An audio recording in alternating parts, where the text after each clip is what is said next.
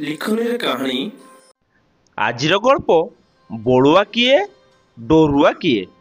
ଅଗନା ଅଗନି ବନସ୍ତ ଭିତରେ ଗୋଟିଏ ବିରାଟ ପାହାଡ଼ ଥିଲା। ସେ ପାହାଡ଼ଟା ଏତେ ବଡ଼ ଥିଲା ଯେ ତାର ଅଗ୍ରଭାଗକୁ ଚାହିଁଲେ ତାର ଅଗ୍ରଭାଗ ଦିଶେନି। ଦିନେ ବଣର ରାଜା ସିଂହ ବନ ସାରା ଘୋଷଣା କରିଦେଲେ ଯେ କୀଟ ପତଙ୍ଗ ପଶୁ ପକ୍ଷୀ ଯିଏ ହଉନା କାହିଁକି ଯିଏ ପାହାଡ଼ର ଅଗ୍ରଭାଗରେ ଯାଇ ପହଞ୍ଚି ପାରିବ ସିଏ ତାର ମନ୍ତ୍ରୀ ହେବ।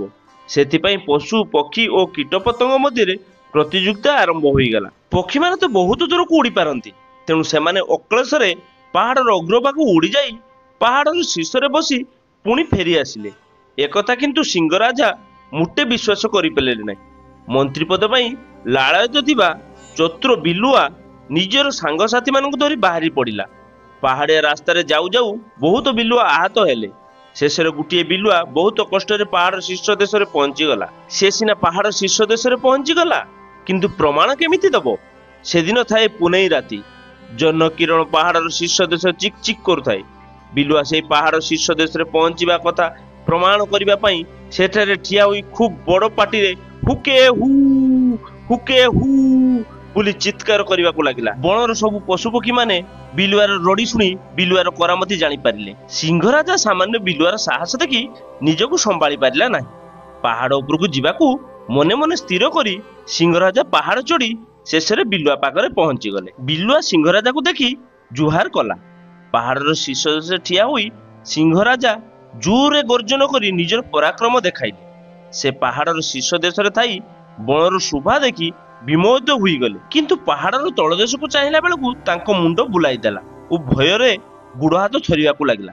ବିଲୁଆ ସିଂହ ରାଜାର ଏ ଅବସ୍ଥା ଦେଖି କହିଲା, ହୁଜୁର, ଡରୁଆ କିଏ ଓ ବଳୁଆ କିଏ? ସିଂହ ରାଜା ଛାତି ଫୁଲାଇ କହିଲା, ତୁ ସାମାନ୍ୟ ବିଲୁଆଟେ, ତୁ ଡରୁଆ, ମୁଁ ବଳୁଆ। ସିଂହ ରାଜାଙ୍କ ରାଗ ଦେଖି ବିଲୁଆ ଧୀରେ ଧୀରେ ପାହାଡ଼ରୁ ତଳକୁ ଓହ୍ଲାଇବାକୁ ଲାଗିଲା। ସିଂହ ରାଜା ଦାନ୍ତ କଡ଼ମଡ଼ କରି ବିଲୁଆକୁ ଆକ୍ରମଣ କରିବା ପାଇଁ ତା ପଛେ ପଛେ ଗୋଡ଼ାଇଲେ। ଶେଷରେ ଦୁହେଁ ଯାକ ପାହାଡ଼ର ତଳ ଭାଗରେ ଆସି ପହଞ୍ଚିଲେ। ବିଲୁଆ ମନେ ମନେ ଭାବୁଥିଲା ସେ ମନ୍ତ୍ରୀପଦ ପାଇଯିବ, ସବୁ ପଶୁପକ୍ଷୀ ମାନେ ମଧ୍ୟ ତାକୁ ସ୍ୱୀକାର କରିବେ। ବିଲୁଆର କିନ୍ତୁ ଭୟ ଥିଲା ସେ ପାହାଡ଼ର ଶୀର୍ଷ ଦେଶରେ ସିଂହ ରାଜାକୁ ଅପମାନିତ କରିଥିବାରୁ କାଳେ ତାକୁ ଦଣ୍ଡ ଦେଇପାରନ୍ତି। ସମସ୍ତ ପଶୁପକ୍ଷୀ ମିଳି କହିଲେ ବିଲୁଆକୁ ତାର ଔଦ୍ଧତ୍ୟ ପାଇଁ ତାକୁ ଦଣ୍ଡ ମିଳୁ। ସିଂହ ରାଜା ମଧ୍ୟ ସମସ୍ତ କଥାରେ ସମ୍ମତି ଜଣାଇଲେ।